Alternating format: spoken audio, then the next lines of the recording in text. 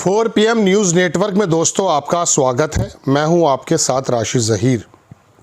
बंगाल में SIR शुरुआती हुई है। 30-32 लाख लोग पता चला मर गए। आपको मैं दिखाता हूं दोस्तों। साकेत गोखले ये राज्यसभा के मेंबर हैं, तृणमूल कांग्रेस के ये सदस्य हैं।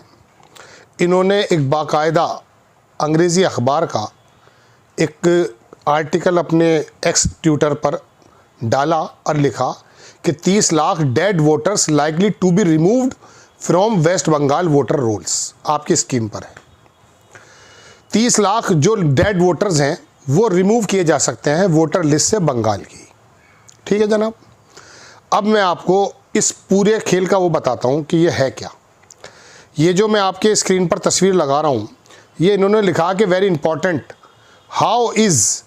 How the ECI is the collaborating with Modi government UIDAI for vote चोरी।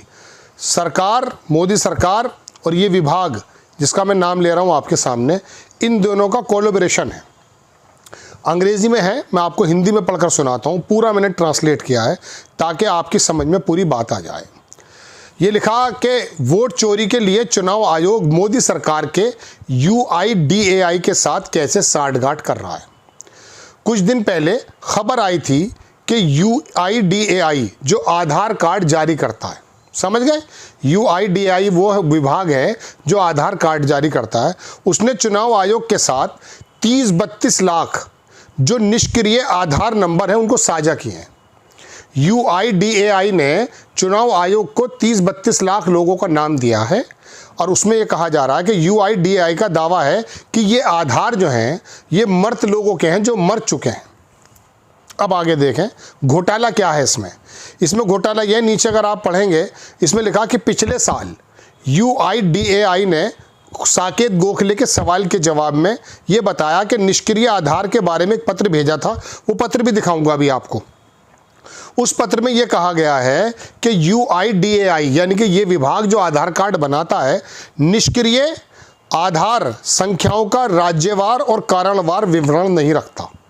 यानी कि आधार कार्ड बनाने वाला विभाग UIDAI जो है ये ना तो राज्यों के हिसाब से अपने पास डाटा रखता है कि किस राज्य में कितने हैं, और ना ही कारणवार मतलब किस वजह से बनाए गए, किस वजह से ख़त्म किए जा रहे हैं, ये भी डाटा इसके पास होता नहीं है। ये इसने लेटर में लिखा है, वो लेटर भी मैं आपको दिखाऊंगा, लेकिन पहले इनकी बात पूरी सुन लो। इन्होंने कहा दूसरे शब्दों में UIDAI ने मुझे लिखित में बताया कि वो केवल निष्क्रिय आधारों की एक सामान्य सूची रखता है, जो निष्क्रिय कर दिए गए उसकी एक सामान्य सूची रखता है। उससे ये नहीं पता कि ये आधार किन राज्यों में जारी किए गए हैं और निष्क्रिय होने का कारण क्या है।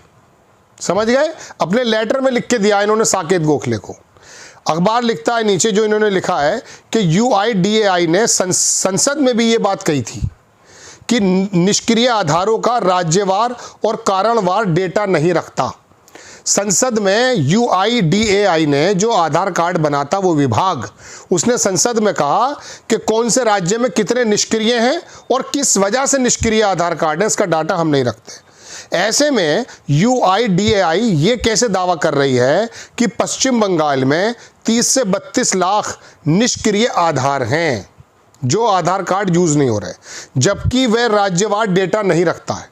जब उसके पास स्टेट वाइज डाटा होता ही नहीं है तो फिर उसको कैसे मालूम, UIDAI को कैसे पता चला कि बंगाल में 30-32 लाख आधार धारकों की मृत्यु के कारण निष्क्रिय कर दिए गए हैं, ख़त्म कर दिए गए मौत की वजह से, जबकि ये कारणवार डेटा भी नहीं रखता है।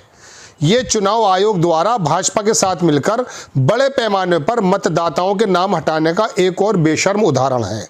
मोदी सरकार UIDAI को स्पष्ट करना चाहिए कि क्या उन्होंने संसद में झूठ बोला था या अब वे सिर्फ SIR की आड़ में चुनाव आयोग और भाजपा को वोट चोरी में मदद करने के लिए झूठ बोल रहे हैं। ये इन्होंने लिखा है। अब मैं आपको दोस्तों वो दिखाता हूँ। ये तो देखिए साकेत गोखले को दिया, ये तो है उन्होंने संसद में जो दिया था, unique identification authority of India, इन्होंने लिखा कि श्री साकेत गोखले को जो लिखा था, ऑनरेबल मेंबर पार्लियामेंट, इन्होंने कहा कि हम जो हैं ये वाला डायरेक्ट डाटा नहीं रखते हैं, ये साकेत गोखले को। और जो वहाँ दिया था लोकसभा में, वो नीचे देखेंगे आप, अंडरलाइन कर रखा है नीचे कि स्टेट वाइज, ईयर वाइज मतलब साल वाइज और state wise and region wise data is not maintained. ये ना तो सालाना ना स्टेट वाइज डाटा मेंटेन नहीं करते। अब बताइए दोस्तों, अभी तो शुरुआत भी नहीं हुई है। एक पत्रकार हैं बड़े अच्छे, फेसबुक पे मैं देखता रहता हूँ उन्हें, उन्होंने इसके बारे में कुछ लिखा है, वो मैं आपको बताना चाहता हूँ क्या लिखा है। बड़ी ज़बरदस्त बात है, चूँकि वो मैं अपने मुंह से नहीं कहना चाहता। इन्होंने लिखा कि बंगाल चुनाव से पहले अमित शाह ने चुनाव आयोग और ज्ञानेश गुप्ता को करीब 35 लाख वोटरों को मुर्दा बताकर नाम काटने का आदेश दिया है। ये कह रहे हैं। AITMC, all India Trinamool Congress जो है, उसके सांसद साकेत गोखले कागज़ के साथ बता रहे हैं कि UIDAI के पास आधार कार्ड की राज्यवार संख्या नहीं है, जो मैंने अभी आपको पढ़कर सुनाई। उसके पास ये जानकारी भी नहीं है, इस विभाग के पास, कि कितने आधार कार्ड वाले मर गए हैं जब तक कि आधार को डीएक्टिवेट करने का आवेदन ना किया जाए। अगर डीएक्टिवेट करने का आवेदन किया जाएगा तो फिर उसके अंदर एक जो है कॉज हो सकता है कि साहब वो मर गया है। यही बात संसद के दस्तावेज भी कहते हैं।